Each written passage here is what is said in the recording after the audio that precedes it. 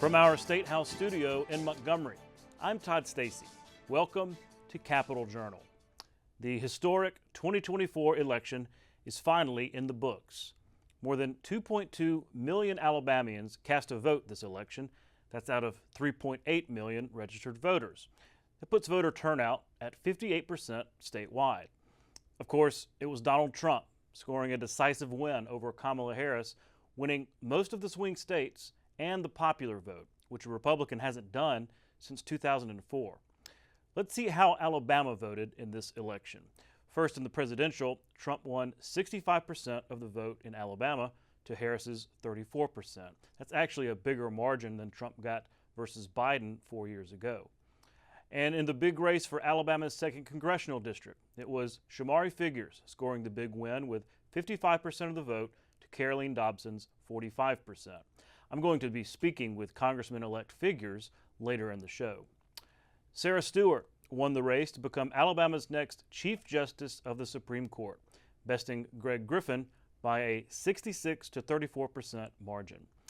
And in the one state school board race that was on the ballot, incumbent Tanya Chestnut defeated David Perry 65% to 45% for the District 5 seat. Back to that race for Congress in the 2nd District. It was the first competitive general election congressional campaign between Republicans and Democrats since 2010. Capitol Journal's Randy Scott followed the campaigns right down to the final moments. He reports from Mobile. There's a buzz in the air this election day. It's nice to see the people come out because we had such a hard time, and when I was a kid, I even pushed petitions for better homes and schools and jobs and our right to vote. And now we have our right to vote, and everyone needs to use their right to vote. Gloria Casey is excited to have her voice heard, but she's not the only one. Take this first-time voter and a family member who witnessed the civil rights movement. So I'm 21 now, so I decided to just vote. I feel like this year is special because it's a presidential election. Because it's very important. I was raised up or born in that era of 1950, so I know what it is. Ain't no going back. Very important. And for a democracy or a republic like we've got, you got to have it. Everybody ought to take part, but it never turns out that way, does it? There are a lot of people who don't vote, and then they're going to complain. It's very important because I think back to our ancestors who several gave their lives for this right, and we can't take this right for granted. We owe it to our ancestors. We owe it to our future generations that are coming behind us to vote, because what we do now will affect my grandkids. District 2 Democratic candidate Shomari Figures is traveling throughout the state campaigning. All roads for Figures and his opponent, Caroline Dobson, lead to Mobile. There, both candidates will watch election returns with supporters. One of the most hotly contested races during this election period took place right here in South Alabama for the newly redrawn Congressional District 2. So hot was this race that people from all over Alabama, as well as the United States, came to the Gulf Coast to see the results. We didn't get in this race just to win it. We got in this race to try to make a difference. We got in this race to try to bring change, to try to get those hospitals back open, to get this bridge built, to improve economic and educational and workforce development opportunities for people all across this district. Coming into this race, we knew that the courts had given the other team a home field advantage, but we ran a strong race and we talked about issues that mattered most to Alabama families: skyrocketing inflation, open borders, and rising crime. While speaking to reporters, Figures gets word he's won. Both candidates now sum up this experience. More importantly, we need more citizen servants who run not because they want to make Washington their career, but because they are dedicated to serve others and working towards a better day for all Alabamians. My mother didn't raise me to be one-sided. My father didn't raise me to be one-sided. At the end of the day, we got in this race because we love this place that we call home. And home is not blue, home is not red. Home is a collective of people and places and communities that are strong, that have led this nation through its toughest times and darkest days.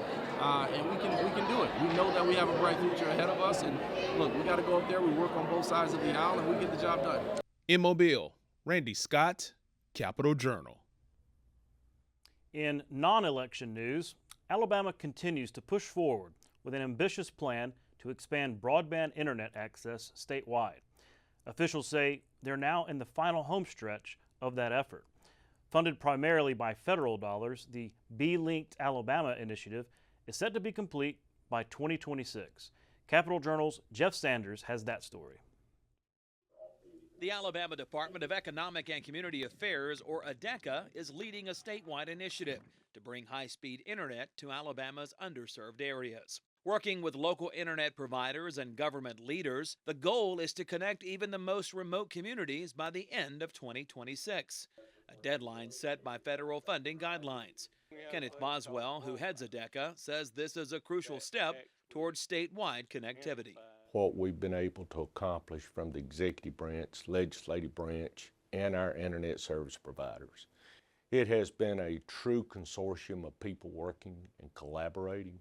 The project is primarily funded by the American Rescue Plan Act, or ARPA, and additional federal grants, totaling over $1.4 billion to expand high-speed internet across Alabama's 67 counties.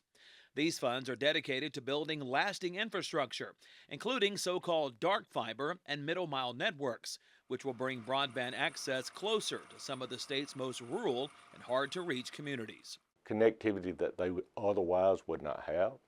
Opportunities from the standpoint from working from home, allowing the children, if something were to happen as far as a pandemic in the future, that they'll still be able to do their lessons from home.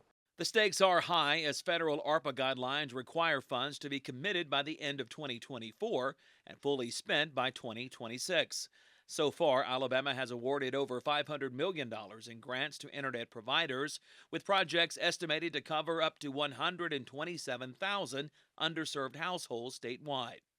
Boswell says this expansion not only helps individuals, but also makes Alabama more competitive in global industries. When it comes to industry, of making sure that if we need to connect with Korea on their timeline, or whether we connect to Japan, India, no matter where you're at in the world. And with the clock ticking, Boswell says the broadband team is ramping up its efforts to meet the deadline. Reporting for Capital Journal, I'm Jeff Sanders. A tense meeting in the State House this week. The Legislative Contract Review Committee met for its monthly task of reviewing contracts entered into by state agencies. But things got a little testy when Senator Chris Elliott blocked the entire agenda of contracts worth more than $80 million in state spending in an effort to pressure the Alabama Beverage Control Board to comply with state law. Elliott says ABC is not complying with a 2023 law requiring that they accommodate online training for hospitality employees involved in alcohol service. The contract holds can only last 45 days, but Elliott says it's about proving a point. It's been going on for months and months. I mean, we pass laws and the governor signs them, and we expect them to be enacted by the executive branch. I mean, the governor appoints the head of the ABC board. We expect the executive branch to execute on the statutes that we pass and that she signs. And the fact that they have not promulgated these rules yet is irksome.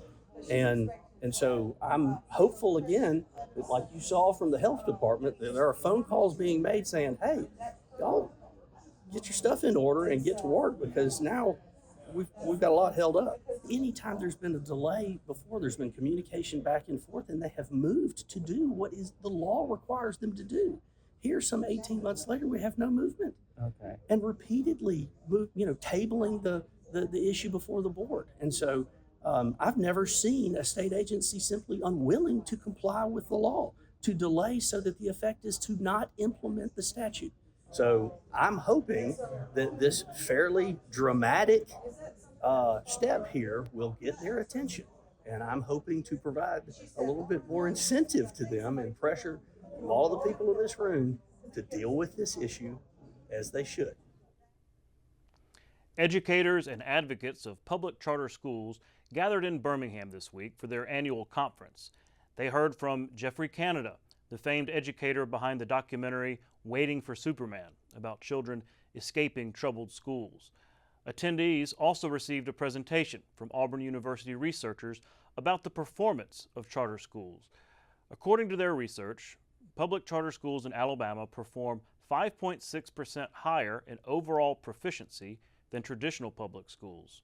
They also had a slight edge in academic growth at 0.4%. There was also talk at the conference about a growing partnership with historically black colleges and universities. APT's Trish Crane was at the conference. This year's conference was exciting because we are starting to see a really positive trend of results, early results, but positive results among the charter schools, and they are doing it despite significant financial disadvantages. And so it was an opportunity to really capitalize on that moment and try to galvanize the sector to move forward, to speak up, to advocate more for the school's needs. And that's one piece. The second piece, I would say, is this was an opportunity to really celebrate what looks to be a coming trend in partnerships between charter schools and HBCUs in Alabama. And that work has been done in other states around the country, but not to the scale that's being explored in Alabama, and not with the connectedness that's being explored in Alabama.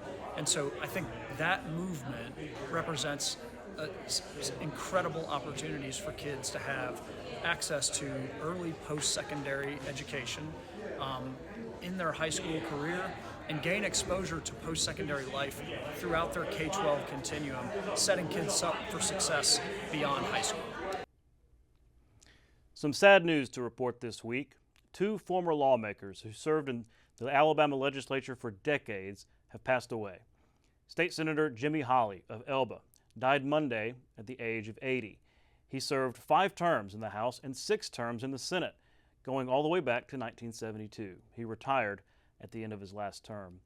And State Representative James Buskey of Mobile passed away Friday at the age of 87. He served in the House from 1976 to 2018, representing District 99. And our hearts certainly go out to their family and friends. We'll be right back with this week's guests.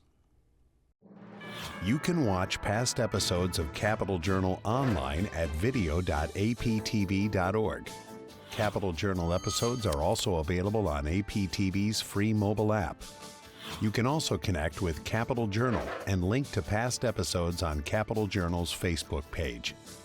And you can listen to past episodes of Capital Journal when you're driving or on the go with Capital Journal podcasts. Welcome back to Capital Journal. Joining me next is United States Senator Katie Britt. Senator, thanks for coming on the show. Thank you so much for having me, Todd. It's always great to be here and certainly have the opportunity to be in front of your audience. Well, it's been a big week. Yes, that it has. Election that week. It has. A lot to talk about, election related. Of course, you weren't on the ballot, but you were very involved in the party and everything. Let's start with Trump. Yeah. A historic election. It surprised a lot of people. Maybe we shouldn't have been surprised, but now that the dust has settled a little bit, from your perspective, how did he pull this off? How did he pull off a pretty major electoral college win and win the popular vote? Yeah, first off, I think there was a very stark contrast on the ballot. You know, President Trump laid out a vision for America, and he talked about the things that people are concerned about. And so when you think about that, whether it's securing our border, making our streets safer, having stable prices, having a strong defense, I think people knew what to expect from President Trump from 4 years ago. You think about the fact that we got in no new wars under President Trump. You think about the fact that our dollar went further, and you think about the fact that we had a more secure border. And so people started thinking about, how do I want to make sure that the American dream is alive for my children and my children's children? And I think they had a very clear answer and vision for who could execute that, and that was President Trump. And at the end of the day, the interesting thing is, I think his ticket gave people hope. And it was a resounding response to his message. I mean, if you think about states that you would have never thought would have been in play, that had a much higher turnout than you would think of Republican voters or voters that voted for President Trump, like California at 40%. And, you look at New York and you get 44%, all the way to, New Hampshire at 48%. There are a lot of states that came in play and that stood up and said, this is the vision for America. We believe in this country, and we believe it's worth fighting for, and that's what you saw on Tuesday night. Yeah, absolutely. Well, a lot of people have concerns, rightfully so, about President Trump, former President Trump, President-elect Trump. I don't know what we're supposed to call him. People have concerns about his rhetoric, campaign rallies and things. He can say some pretty erratic things, some of his past actions and everything. But I realize that's the candidate that we're seeing at the rallies and everything. You've been behind closed doors with him in meetings and conversations and things. Do those interactions that you've had without the cameras, and not at the rallies, do those conversations give you more confidence than perhaps some have about his ability to do the job and be an effective president? Look, both his record of his time in office and what he was able to achieve. I mean, you look at that and it was truly tremendous. Then you take a step back and think about my conversations with him on a personal level. When I have called him about things like IVF, when I have called him to discuss topics like childcare, when I've called him to just talk about the state of play and what's at stake for our nation. And we've had those back and forth conversations. He loves this country. He listens, particularly like in our conversations back and forth. He asks questions. He is decisive, and he wants to do what's best for America. And so I think, when he came in 4 years ago, there was a lot of unknowns to him about how all of this worked and what needed to be pushed and what needed to be pulled. I think he comes back now with great resolve, with the vision for the nation that clearly the vast majority of our nation believes in and wants executed, and the knowledge of how to execute that. So I'm excited about being able to work with him. I'm excited about what he's going to do for our country, and I'm also excited that we're going to have the opportunity, so it appears, to have both the House, maybe by a very narrow margin, and then also be able to have the Senate. We're obviously at 53 senators. I know that there's a couple outstanding right now, but 53 Republican senators. What that enables us to do, Todd, is immediately go in and begin the reconciliation process, which you are familiar with. That'll give us, the Tax Cuts and Jobs Act will be expiring. This gives us an opportunity to really address that right off the bat. We'll start with a budget resolution, and then we'll work with the various committees to put something together. And I think that that's where you'll see some real reform and some real change right off the bat. I was going to ask you about that. I'm excited about that. Yeah, I was going to ask you about that. So Senate majority, we don't know how large the majority is. You've been in the minority for 2 years now. Yes, I'm excited for the change. If you want to explain how life will be different for not just for you, for the Republican Party, and for a unified government really in Washington. What's the difference that makes? Yeah, it makes a tremendous difference. So first off, if you think about a Republican president coming in, just with President Trump coming in, and let's just talk about the Senate itself first. All of his cabinet appointees will come through the Senate.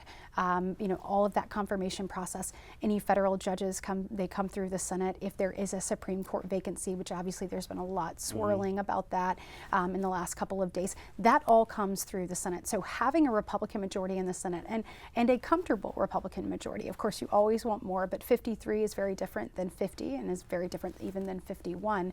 It gives you that little bit of a buffer. Being able to move those things quickly and efficiently will help us make sure that we have the right people in place to execute the vision and the agenda in front of us. If you look at the House and the Senate, and you kind of what people have the trifecta and the White House, that's when you can use this reconciliation process. In the Senate, we have to abide by the Byrd rule, making sure that we're funding something or we're cutting taxes. But in this reconciliation process, you're taking President Biden. It's kind of that bridge between two administrations, and so it allows us to vote actually at a 51 vote threshold when things comply, and the parliamentarian makes that decision if things are in compliance or not. Because typically it would take 60 votes to break the filibuster. It would take 60 votes to break the filibuster. So this is a real opportunity, and this also means that we have to be unified. Now in the House, it looks like we will keep that majority. It looks like it may even be more narrow than it is now. Only the next couple of days will make that decision, but that means we have to speak with one voice. And so this is an opportunity to show the American people that we can lead and also to get to work on their agenda. The thing after being in the minority for the last 2 years, the last 22, 23 months for me, it's really frustrating. You know, there are so many things that I believe Chuck Schumer should have brought to the floor and allowed us to work on.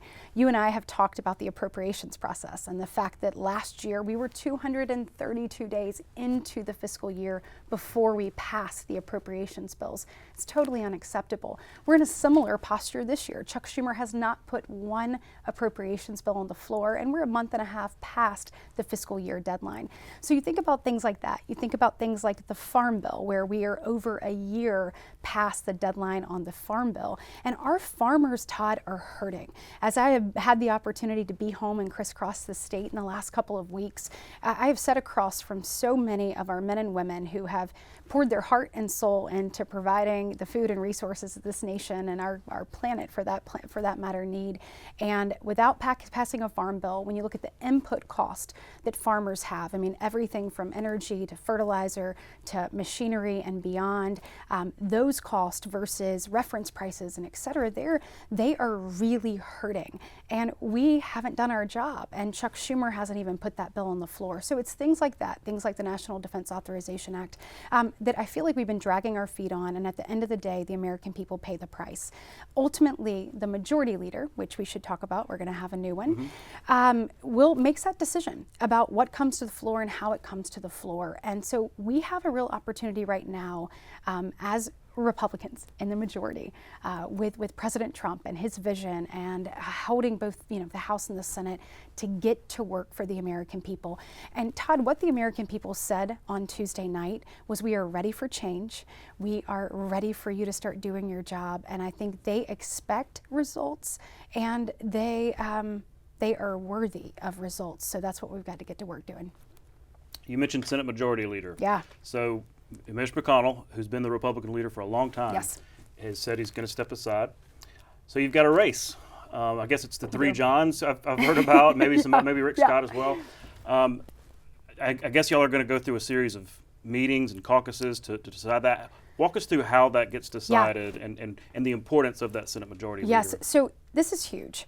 And this is a real opportunity for us as sitting senators to change the way that we do things and what is expected by not only the people within the conference, but the product that we're producing for the American people. And so right now we are in the midst of a lot of conversations. So you're right, you've got the three Johns. Actually, two of them have decided to run for Majority Leader. That's John Thune and John Cornyn. John Barrasso has now decided that he will be the whip. Right now he is not opposed, he's unopposed. So he will most likely be that whip. But John Thune and John Cornyn, and then also Rick Scott.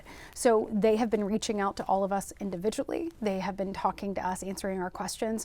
Our freshman class, we have a very tight freshman class. I've mentioned that to you before, but actually got on a call with the three candidates and kind of asked them a series of questions and did that together. And of course, JD is a little busy right now. So JD, we're so proud of him and the job that he is going to do for our country, and that everyone's had an opportunity to get to know him in the way that we have. But we got on there and asked them some questions. So we'll continue to do that on Tuesday when we get back. So we have Veterans Day on Tuesday. Then when we get back, you've got, we're going to have a caucus meeting or a conference meeting where we're going to ask questions of these candidates. It's called a family meeting. There will be no one but members in the room. And I have the questions that I need answered are this, how are things going to be different? How are we going to get back to work on and make things work, like the appropriations process, NDAA, Farm Bill, the things that the American people are counting on us to do?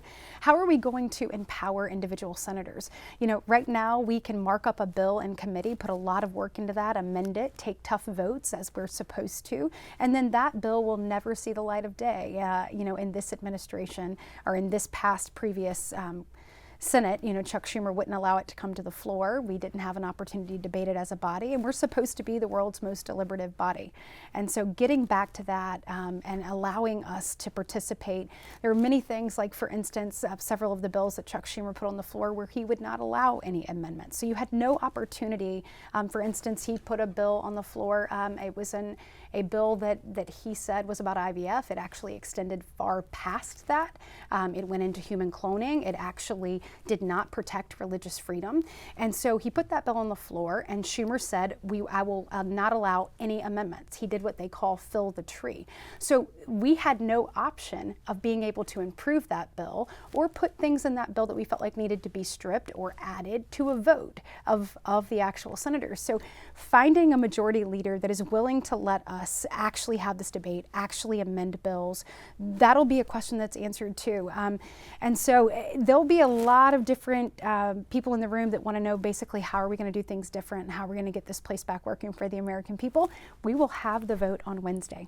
So unless it is delayed, we'll have the vote on Wednesday. And this is something I did not realize last year. The new kids get to vote. Okay. So all of the new senators, which I am excited, we have, we flipped 4 seats there in the United States Senate for Republicans. There are also some new senators join us that aren't flipped seats, both from the Republican and the Democratic side. We'll have orientation next week. I'll be speaking to the freshmen. I'm excited about that, or incoming freshmen, but they'll also participate in that vote. So that vote should be Wednesday, and we will have a new leader and a new vision come Thursday.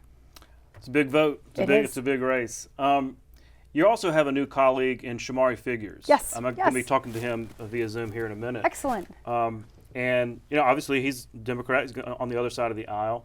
But from my time in Washington, I remember that the Alabama delegation, regardless of party, tends to work together on things that matter for the state. Is that a fair assessment? Absolutely. And actually, I called and congratulated Shomari on Tuesday evening and told him I looked forward to finding ways to work together. And you're exactly right. I think an example of that, and when that has worked the best in my 23 months here in the U.S. Senate, has been Space Command.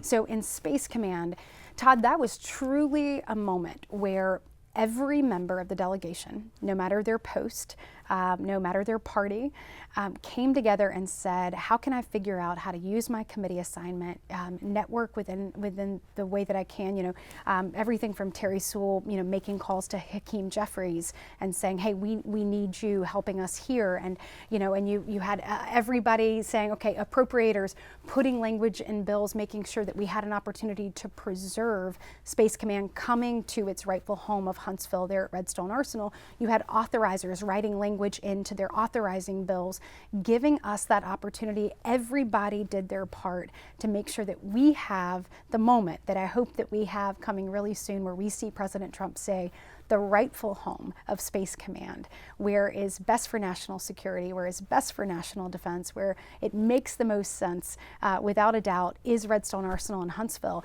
I think that will happen, and that would have never happened but for our delegation working in a bipartisan, bicameral way to put the people and the needs of Alabama before we did party or any other affiliation. So I think that you'll see a lot more of that, and certainly look forward to the opportunity to get to know him and to work with our delegation and find other things that we can make sure that we're putting the needs of Alabamians first. Yeah, Space Command. I mean, if that it seems like it's likely to happen, but that would be enormous. It would be enormous. And there's another thing too, Vulcan Materials, and this is something that you've probably covered in the past, but this is another example of all of us speaking with one voice on just saying, look, to the Mexican government, working together to get our government to try to lean in. I think President Trump, this is something where I think he will really double down. That is my expectation.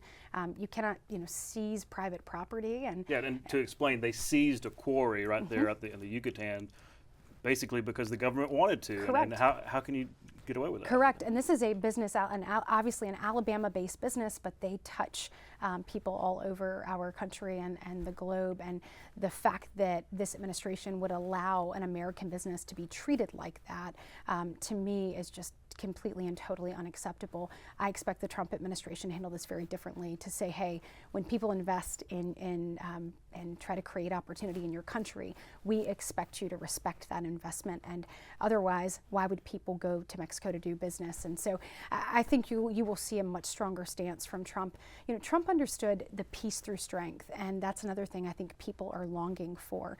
That the chaos that we're actually in right now across the globe, you know, you have over 10 million people come across our border. You know, we can talk about the implications of that, everything from fentanyl overdoses to safety, to just issues that we're having as far as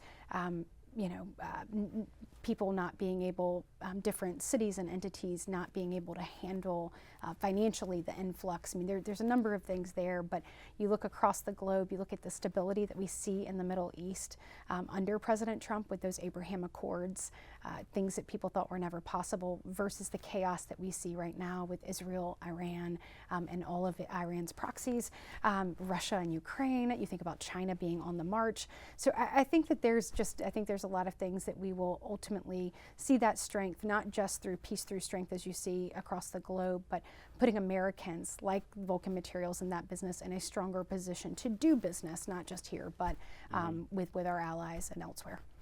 Yeah, next time I have you on, we'll go deeper into foreign policy. I would love that. You took the question out of my mouth. I would absolutely love that. Only got a little time left, but I wanted to ask you about this because I think a lot of people breathe a sigh of relief when Election Day passes and the ads stop, the texts, right. all that. Yeah. My friends, Todd, we go walk in the morning at 5:15. And we were walking through the neighborhood, and they were like, "Oh, your friend Ted or your friend so and so keeps texting me," because it seems that you get on those lists and you cannot get off. I was getting texts from Montana. From Tim Sheehy. Yes. Well, but this year in particular has been just so nasty and negative and divisive. Maybe I'm overblowing it, but it certainly just seemed so toxic.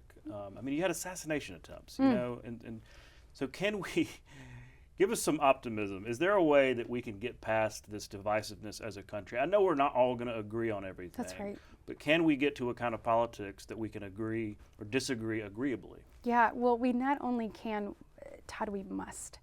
And that is one thing that I have tried really hard to do since the day that I walked onto the Senate floor and was sworn in as Alabama's U.S. Senator, is to understand that we've got to bring back a space where you don't have to agree with someone to show them respect. And in fact, the foundation of our nation is such that we can have this dialogue, that we can disagree agreeably, that we treat each other with dignity. And so I can tell you the way that I'll conduct myself on behalf of the people of Alabama is just that. And every interaction I have with my colleagues, and especially this first 2 years, I felt it was really important. You know, I said when I ran, I want Alabama to have a seat at the table. Well, Alabama can't have a seat at the table if people don't both trust and respect the way that I treat them and the way that I represent our state. And so earning my colleagues' trust and respect was a priority of mine in every interaction. And it didn't matter what side of the aisle they were on. So some of my, dearest friends in the U.S. Senate, as has been well reported, are on the other side of the aisle. And we have gotten to know each other as people. And then it gives us an opportunity to have real dialogue, to say, well, now, why is it that you think this? And, well, wait, what about that vote? And when you can talk to people like that, you learn a lot. You may not agree with them still when you walk away, but you have a deeper appreciation of how their life experience, how the people they represent, how the things that they are dealing with or their constituencies are dealing with inform their position. And I think we have got to get to that place in the nation where you're not judging someone based on who they voted for. You're not saying you're good or bad depending on which box you marked.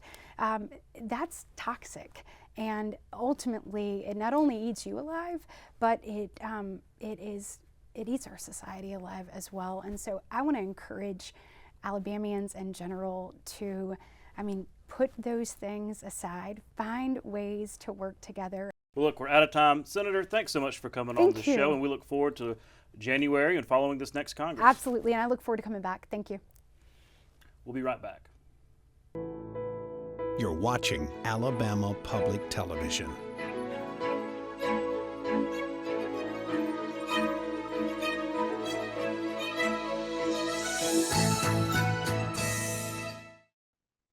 Welcome back to Capitol Journal.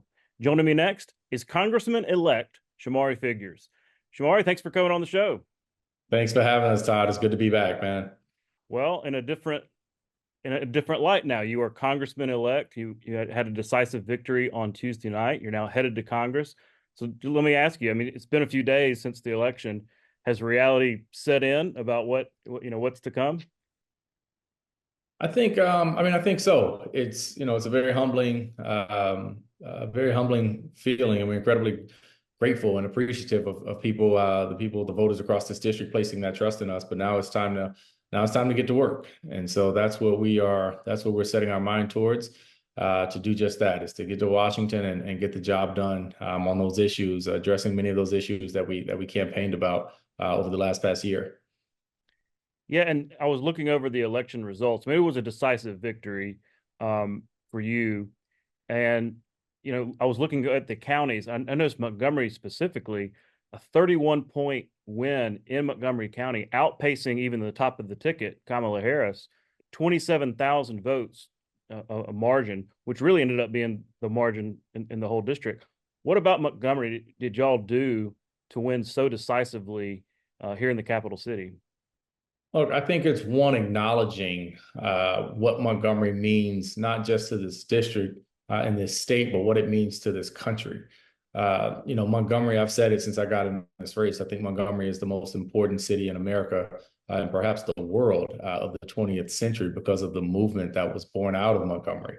And so I think, acknowledging that and understanding the history that this district, that the city has played in making America do, as Dr. King would always say, be true to what it said on paper. I think it starts there. And I also think it starts with an understanding of the issues that are resonating and the things that are concerning people. As we went around this district, in particular Montgomery, hearing about healthcare, hearing about Social Security and Medicare, hearing about the challenges of Jackson Hospital, and hearing about gun violence and what we could do to try to address those issues across the district. And so, we had a great team. We had a great team of volunteers, a great staff there in Montgomery, and great support throughout the community. So it was a totality of the effort that got us there.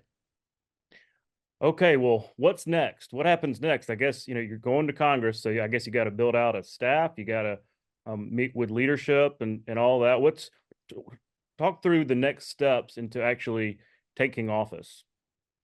Yeah, for us, I mean, the next steps, look, we ran this race on being focused on local issues. So next steps for us are continuing that local focus. And so to that end, we're building out a transition advisory commission that's going to incorporate voices from across the district as a whole, from all 13 counties, Democrats, Republicans, law enforcement, education, business leaders, all with the goal of being able to go to Washington with an informed perspective of the issues, and making sure that people understand that they have a voice at the table. And at the end of the day, it's not my job to go to Washington, D.C. and represent Democrats. It's my job to go and represent the people of this district. So it starts there for us. While at the same time, we will certainly be building out a team, building out a staff, both in Montgomery and Mobile and the district, as well as in Washington, D.C. And so it's a lot, not a ton of time to do it, but we'll get it there. Yeah, it's interesting. And I'll get back to that in a minute. I was just talking with Senator Britt, and she mentioned really the tradition in the Alabama delegation going back decades of the members working together, probably better than other states. Maybe it's our smaller size, but there is a tradition of working together, helping each other out in different ways. I'm curious if some of your, I guess, future colleagues have been in touch with you about getting to work with you in Congress. Yeah, absolutely. I've heard from the majority of the delegation, including obviously Congresswoman Terry Sewell and Senator Katie Britt, and others across the delegation. This is, they've welcomed me. They've expressed that same sentiment to me that the delegation has a long history of being able to work together to try to address issues here in the state of Alabama. And look, I'm in this to do the exact same thing. And so we look forward to working with the team there, working with the delegation, working with their staffs, and doing everything that we can every day to put the people of Alabama first. You kind of mentioned this earlier, but I wanted to put it in context of this. It looks, it's not official yet, but it looks like Republicans are going to retain a very slim majority in the House of Representatives. Could change, but right now it's looking like that's likely. So that would put you in the minority.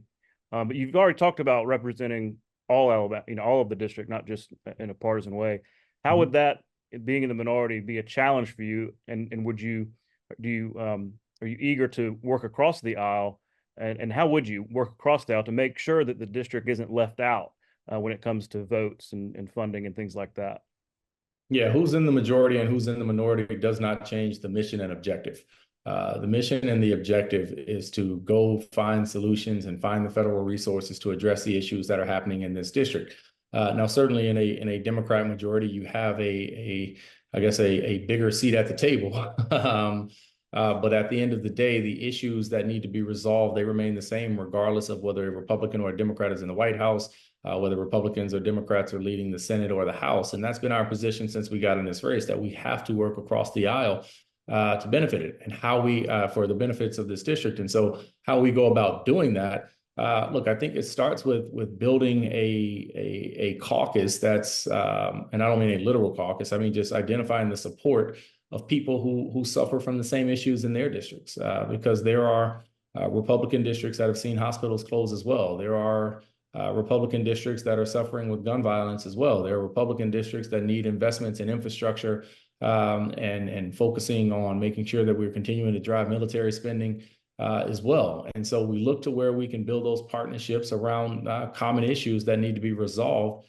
and take that to the floor of the House and make sure that we can get those issues, at least to some degree, compensated or included rather, in the bills that we're working on, and not hide behind like partisan politics. At the end of the day, like the fact that we have the lowest life expectancy in the nation, for all intents and purposes, it does not care if you're a Democrat or a Republican. Those health outcomes don't show up and say, is your favorite color red or blue? We got to fix the underlying issues and get to work doing that. And lastly, I'll add is that when I was in the 3 years that I worked in Congress before, Democrats were in the minority, and I worked for a state rather, who had a U.S. senator of each party, one Republican, one Democrat. And so working across the aisle was just, it was the norm. It's the only way I know to work in Congress, given my background there.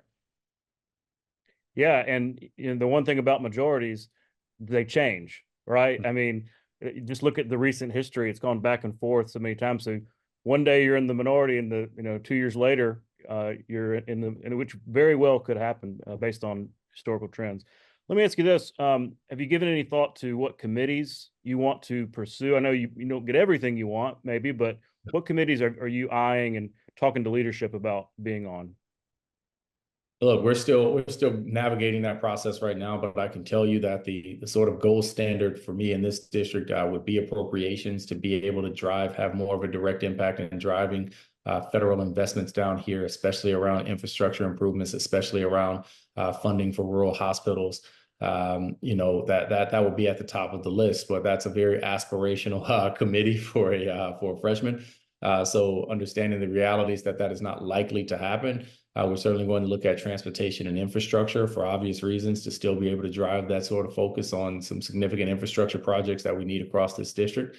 Armed services, because we have so many military bases, including right there in Montgomery, Maxwell Gunter, so many bases that are either in this district or on the periphery of this district, to where they impact what's happening within the cities of this district.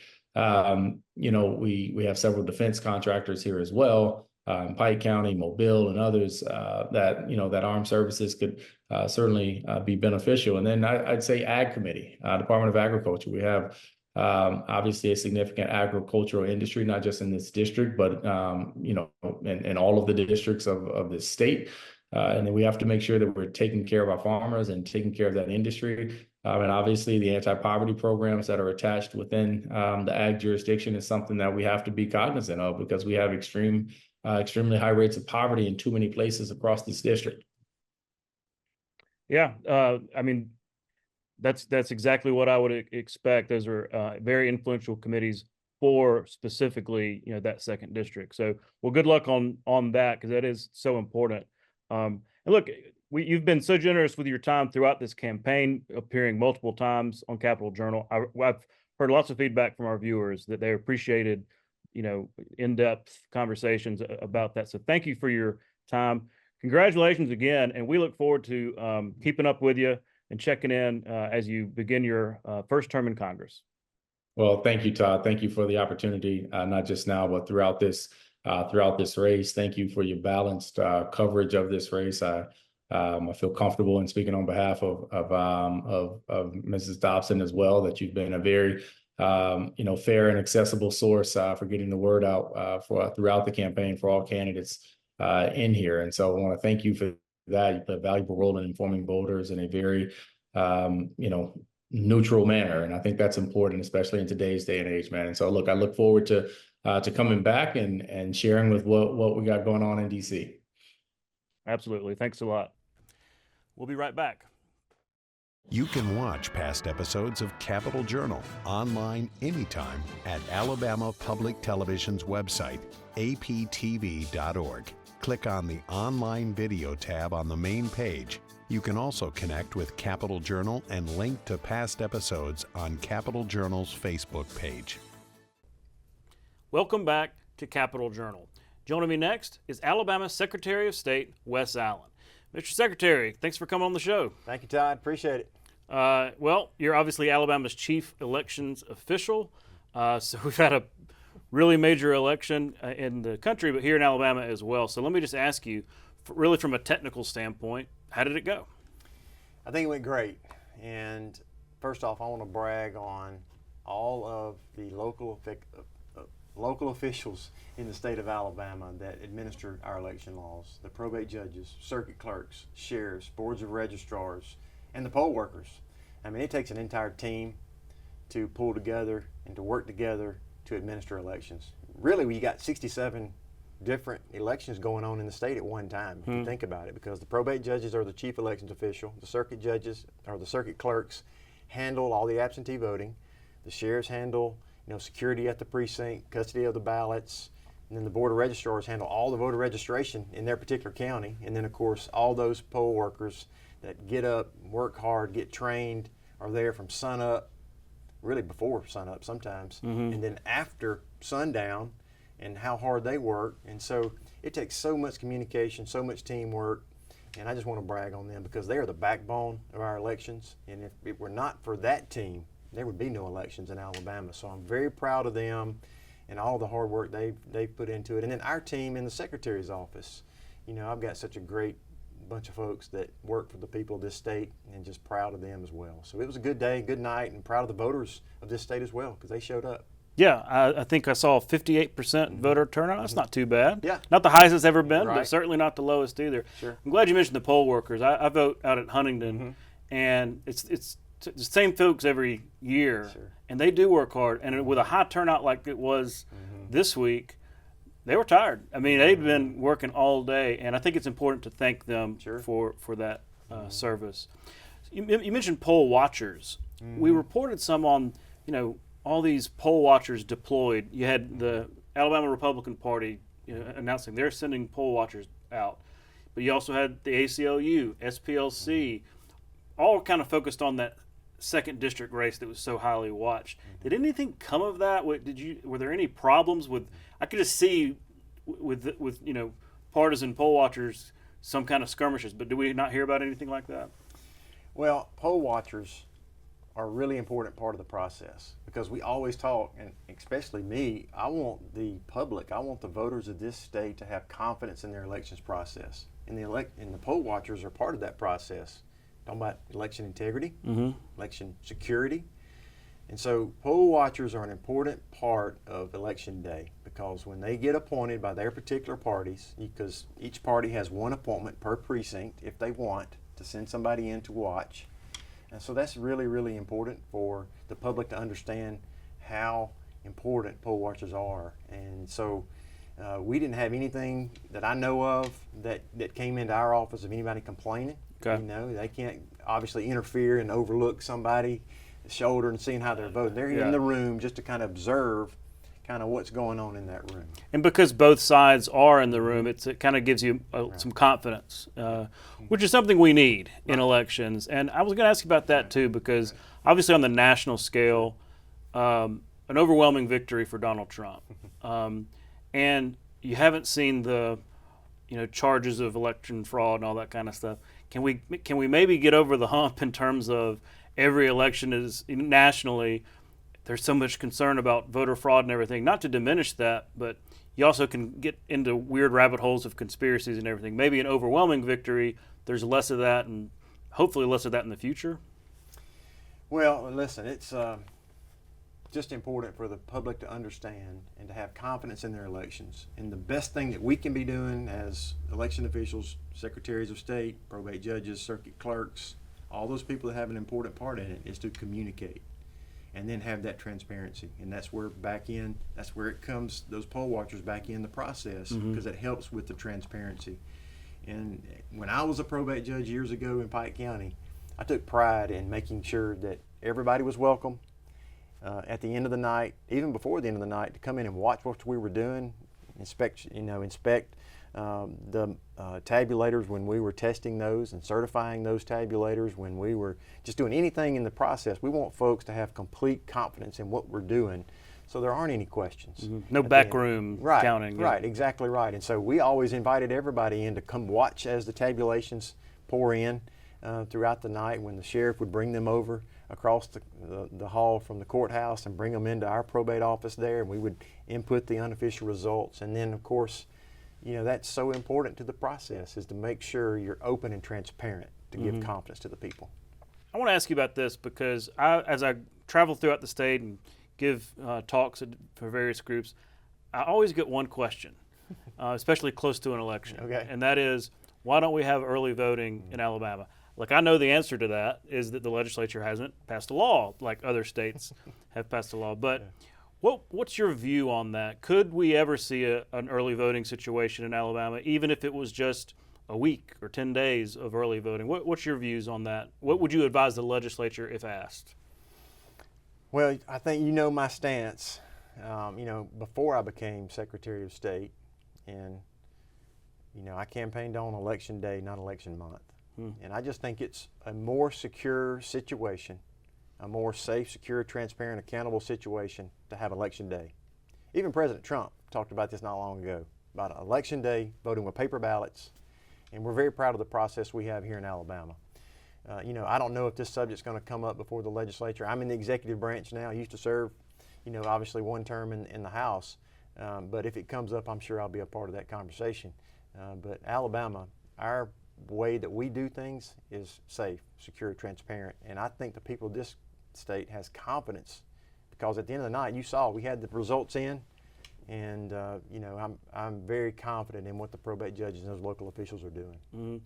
And of course, if you truly can't get to the polls on election day, the absentee ballot process is available, right? Absolutely, it's important, and you and I have long discussed the steps we have taken to fortify the absentee process, because it's important. We don't think people need to be manipulated in any way. We need to protect the absentee process. And so that's available, and it is important. While I've got you, I have to ask about a pretty controversial issue that came up with the voting roll purge, so to speak. You may not have that term, but your office went through a process of removing non-citizens from the voting roll, got enjoined by the court, got blocked by the court on basically a timing issue, 90 days and all that. So it's still, I guess, enjoined, still blocked. But other states dealt with this too. Like Virginia had a pretty famous case, went all the way to the Supreme Court, and they eventually allowed it. So what went wrong with that? And is there anything that your office learned that, or can learn from that as it moves forward into the next election? No, thanks for the question. The PI went through election day. Obviously, we're a day after now, so we're out from under the preliminary injunction. First and foremost, only U.S. citizens should be voting in Alabama elections. I think that's common sense. And from day one, when I was sworn in, I made election integrity a top priority, and part of that is voter file maintenance. And we want to make sure that only American citizens are voting in Alabama elections. And so we went through that process. We're still involved in those court cases. even as we speak now, even though we're out from under the preliminary injunction, I'm really kind of limited on what I can say further. Because it's a court case. Because it's still in federal court. And so I really wish I could, go more in depth, but I'm kind of going to have to just say that I won't be able to answer that question as you would like. Well, yeah, I understand. It's all in the courts, and I guess we'll see, and maybe I can ask the Attorney General about it. But I have gotten a lot of questions about that too, about what went wrong with Alabama as compared to Virginia and all that. So I guess we're just going to have to let the courts play out, and perhaps you can say more as the rulings come down. Well, I'm the defendant in the case, and so it kind of limits me on what I can say. But we'll just have to see how it goes and tracks along there. I understand. Yeah. Well, look, you've had a long week. You must be tired. Thanks for coming on the show and explaining some of these issues, and we will look forward to more discussions as 2026 comes around. Hard to believe. I know. It'll be here quick. Thanks again. Yep, thanks. We'll be right back. You can watch past episodes of Capital Journal online at video.aptv.org. Capital Journal episodes are also available on APTV's free mobile app. You can also connect with Capital Journal and link to past episodes on Capital Journal's Facebook page. And you can listen to past episodes of Capital Journal when you're driving or on the go with Capital Journal podcasts. Before we go tonight, a moment of personal privilege.